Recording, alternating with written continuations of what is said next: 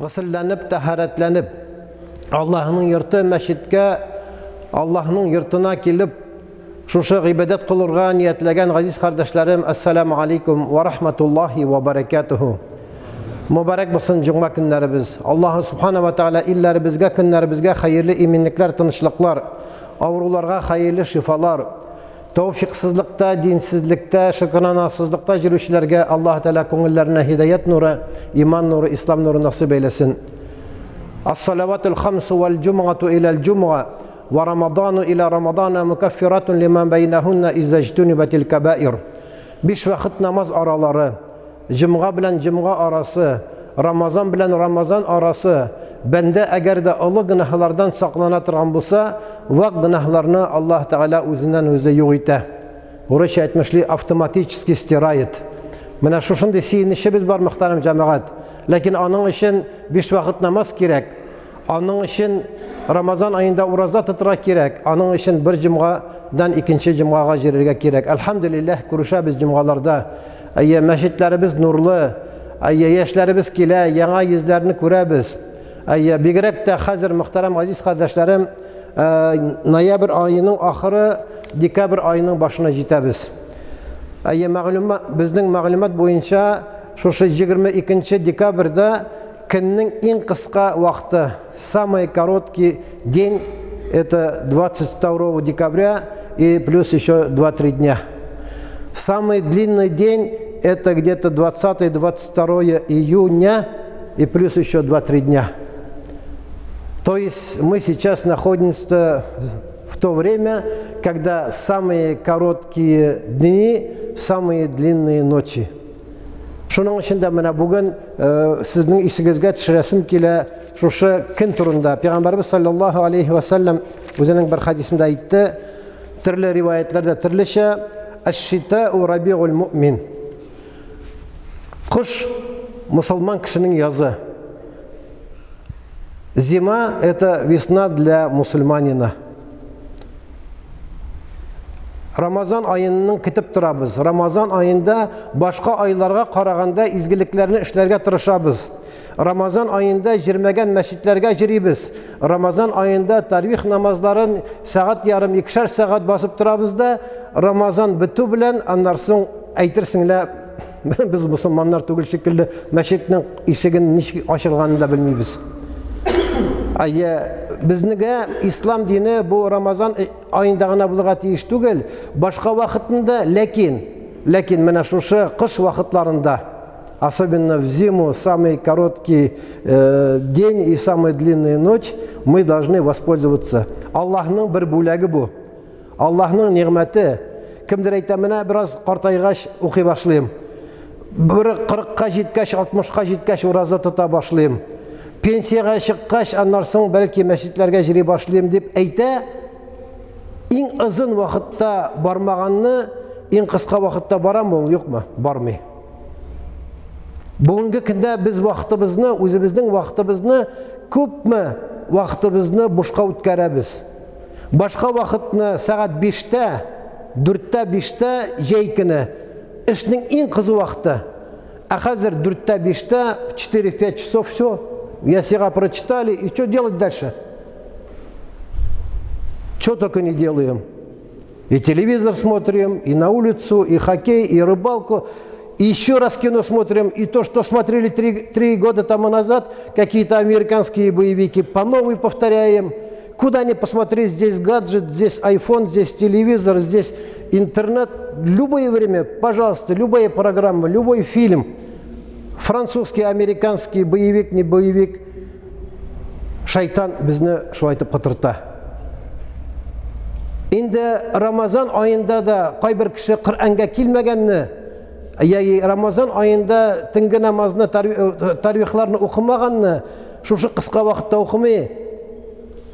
Шуның içinde Аллаһның bir сынавы, это испытание, великое испытание для нас, вот эти дни, вот эти ночи. Днем поститься, қарағыз, сағат 5 сағатта неше минутта сахар тамамлана, 3 сағатта 20 минутта ауыз ашабыз. Субханаллах. Это считай, что завтрак и обед. Шунда да не хотим ураза тұтырға. Не можем, шайтан қытыртас. Шайтан бізді научивает. Керекмей тоқтали ешсен. Әлі сенің кафеға барасың бар, әлі тігі встречаң бар, тігісі бар, мұнсы бар. Айтмем мен долги платить Рамазан айында. Сколько долгов осталось? Я не говорю про долги. Я говорю про понедельник, четверг. Я не говорю про четверг, хотя бы понедельник. Йок. А потом весна наступает, потом лето, и так жизнь проходит. Шуның өчен, мөхтәрәм газиз кардәшләрем, менә шушы көннәрнең иң кыска вакытларында, төннәрнең иң озын вакытларында, көндез ураза тотырга, кыш көне ва кич белән төнге намазларда, тәһәҗҗүд намазларында үткәргә Аллаһ Тәгалә насыйп әйләсен. Ат'имут та'ама ва афшус салама ва салли бин-наси وصلي بالليل والناس نيام تدخل الجنة بالسلام dedi Peygamberimiz sallallahu aleyhi ve sellem. Кешеләргә сәламәгезне таратыгыз. Ашык булыгыз, будьте открытыми, будьте веселыми, будьте улыбчивыми. Сәлам бирегез, сәлам тапшыртыңнар, улыбайтесь всем, потому что улыбка это садака. Если есть пропитание ваше, есть что-то лишнее, даже если не лишнее, кто-то пришел попросить, дайте ему из своего пропитания. Потому что никогда не уменьшится, если мы кому-то дадим.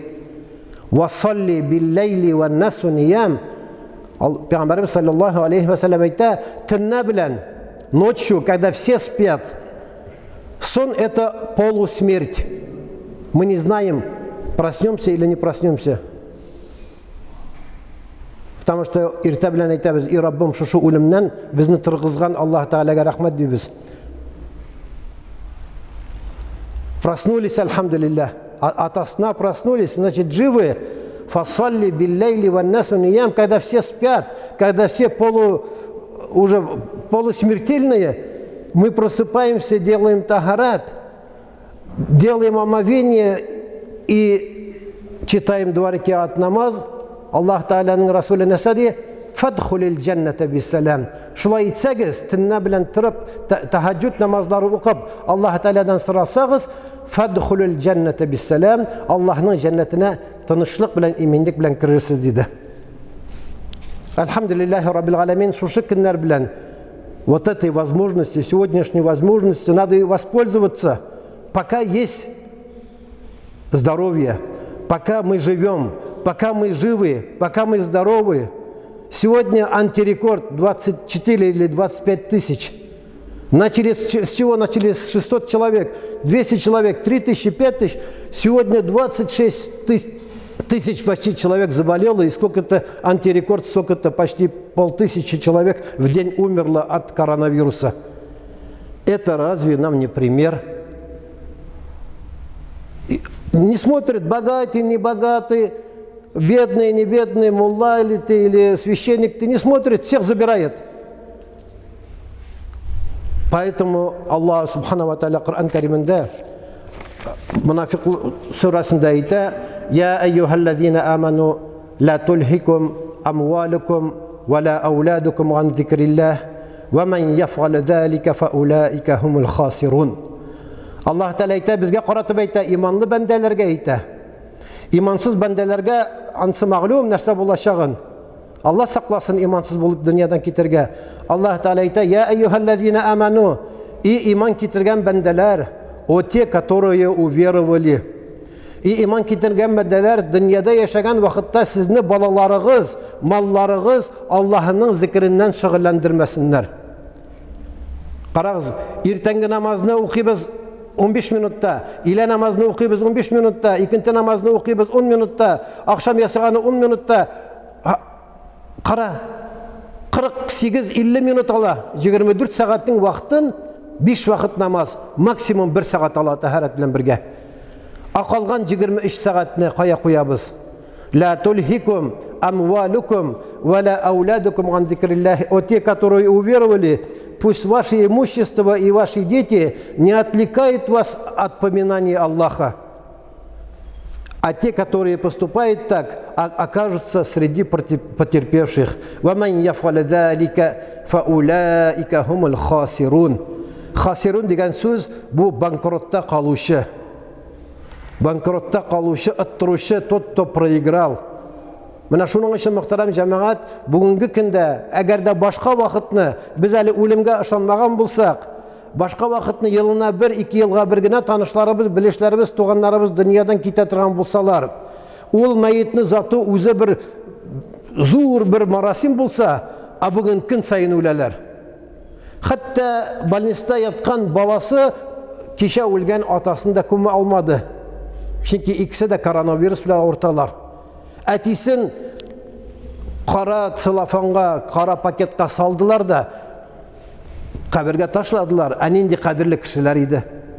Баласы шунда җылап утыра, больниста бара алмый. Сугышта шикелле. Субханаллах. Шуның өчен барыбызга да гыйбрәт. Ва ман яф'ал залика фа улаика хумул хасирун. Кемдә әгәр дә дөньяда малым дип кенә, балаларым дип кенә җирсә, байлыгым дип кенә җирсә, ул зур хәсрәттә кала. Ва анфиqu мимма разaqnakum min qabli an ya'tiya ahadakumul maut fa yaqul. Бугазыгызга үлем килгәнче, гаргара хәлендә. Все, и сказать не может, и дышать не может. ИВЛ подключили, он даже смотрит на жену, смотрит на детей, слезы текут, он ничего не может сказать. Он не хочет делить наследство. Все, время ушло уже. Он хочет что сказать? «Рабби лаула аххартани иля аджалин карибин фа ассаддак». Рабби, о мой Господь, на какое-то время отсрочь мне смерть, отсрочь мою смерть. Я и садаха дам, и намаз буду читать, и среди хороших людей буду. Но Аллах что говорит? «Валан юаххир Аллаху». Не просто юаххир Аллаху. Аллах Тааля приводит букву «лан». «Лан» ни в коем случае, никогда. Ташдид, лям ташдид, лан ташдид. Аллах Тааля говорит «Валан юаххир Аллаху». Если время настало, если час наступил, если час пробил, то Аллах Та'аля ни на одну секунду не отсрочит. Валлаху хабирум бима та'малун. Аллах владеет о том, что вы совершаете. Шуның өчен мөхтәрәм газиз кардәшләрем, иң күңелле, иң рәхәт вакытлар бүген кыш. Кышта гыйбадат кылырга. Менә хәзер иләне укыйбыз, җомганы укыйбыз да, инде 1 сәгатьтә ничә минут үтә икентегә. Шушы икентеләрне, акшамларны укыганнан соң рәхәтләнеп мәчетләребездә. Бүген, әлхәмдүлиллаһ, мәчетләр бар. Каждый, даже по шаговой доступности мәчетләребез бар. Даже шаговой доступность булмаса да, чего нам стоит? Если в магазин, если куда-то в Икею или в другие какие-то магазины, в торговые центры с женой, с детьми, не пожалеем ни бензина, ни времени. А когда скажут, ну давай, Ясигага съездим. Что там, машину заводить не надо, ладно, дома почитаем. А если акшамга Ясигага барсак, акшам белән Ясиганың арасы час 20, час 30, акшамны укыдың да, все равно еще ужин рано, обед уже поздно, домой придешь, все равно намаз надо читать. Вот это время ал-Коран, ал-хадис. Карагыз тегендә бер хәзрәт дәрес биреп утыра. Карагыз тегендә бер Коран, бер шәкерт Коран укып утыра. Син дә укы теге хәзрәттән. Утыр менә бу шәкерт янына. Вот в это время, зимнее время, надо больше проводить в мечетях. Между акшам ясига, между икенте акшам, если мы в мечети, то вот каждый час, каждая минута, проведенная за садждой, за намазом в мечети, то она будет зачисляться нам, там в загробной жизни. А каждые часы, которые мы проводим в торговле, в бездействии или перед телевизором, она будет играть против нас. Шуның өчен дә мөхтәрәм газиз кардәшләр, Аллаһ субхана ва тааля Коръән Кәримендә әйтә: "Валан юаххир Аллаһ". Әлбәттә Аллаһ Тааля 1 минутны да, 1 секундны да кичектерми. Валлаһу хабирун бима таъмалун. Аллаһ субхана ва тааля белүче без дөньяда нәрсә кылып йөрүебезне.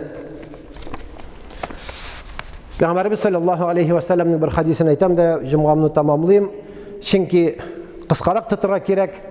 Шундай булды безгә әмер, заг итеп сөйләүдә дә хикмәт юк, күп итеп сөйләп, аннан соң онытуда да бер нинди файда юк. Саласатун уқсиму алейхинна ва ухаддисукум хадисан фахфазуху. Peygamberimiz aytты, üç türlü нәрсе белән мин ант итәм dedi. Клянусь тремя вещами.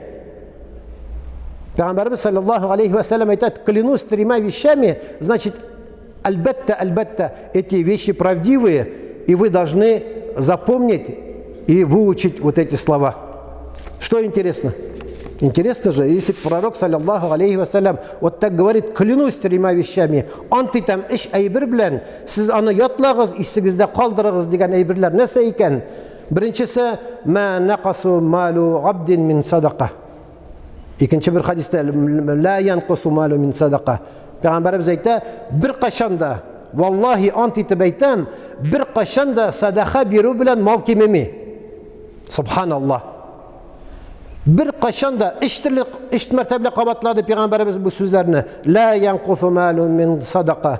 La yanqusu malu min sadaqa. La yanqusu malu min sadaqa. Sahabeler uyladılar. Bu nige Peygamberimiz üç tapkır bir sözünü qabatlı. Nesege şuay iken. Çünkü bu söz elbette bulaşak. Kaybır kısasına koluntuğa da uyli tuqtalı. Bişini birim miken, onunu birim miken, tuhtali birim miken, birmim miken. Eğer de imanı güçlü olsa uylap da durmuyor. Kaybır şeyhlerin aytığı boyunca akşam kaya bulurga tiyiş. Kisende mi yaki kolunda mı? Kolunda bulurga tiyiş, birirge jinglerek bulsun. Kisende bulsa uylarga kerek. Burada çokta maşinada kaldırsan, anda barırga kerek. Kaybır kişi spesialini kaldıra, tuhtali almayayım öyle özümle kişilokni. Burada çokta kaldırayım öyle. Оставлю бардачки, а то кто-то придет, попросит и соблазниться и придется дать. Yok, bir kaşanda mal kimimi sadaka bir bilen. Никогда не оскудеет рука дающего деген сөзні христиандар да айталар. Шуның үшін мұхтарам жамағат, әгер де ауырлық келе екен, ақшағыз әзәге екен, нендедір бір қайғығыз бар екен, нендедір сәфәрге шығасыз екен, нәрседір бір ой фикірлер бар екен, білмейсіз нешлерге, берегіз садақа. Шалығыз құрбан, таратығыз, өзіңіз де сезмейсіз қашан Аллах Тәала сізге әйлендіріп қайтара мына шушы бәрәкәтні. Икенчесе, вала зулима абдун мазламатан сабара алейха илля задаху Аллаху иззан.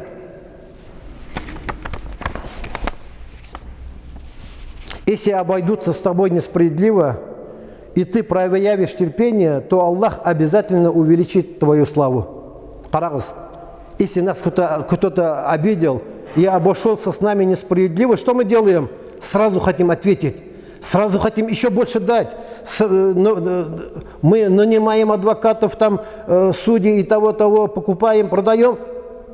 А если кто-то знает, что с ним 100% обошлись несправедливо, и он прав 1000%, но терпел и просил у Всевышнего терпения, Аллах сделает так, что его славу Аллах Та'аля поднимет дуньяда да ахиратта да. Но только для этого надо время. Вы не думайте, вот я протерпел и сразу на следующий день ты стал генералом. Нет, подождать надо. Ждать и терпеть, и просить у Всевышнего. Ас-сабру ахирухуль джанна. Сабрлык, аның ахыры näстә? Аның ахыры джаннат. Поэтому не надо злиться, не надо делать поспешных выводов. Не надо сжигать все мосты, не надо сразу всех приписывать в список врагов. Всегда нужно находить золотую середину. Даже если твой враг, то далеко его не отпускай.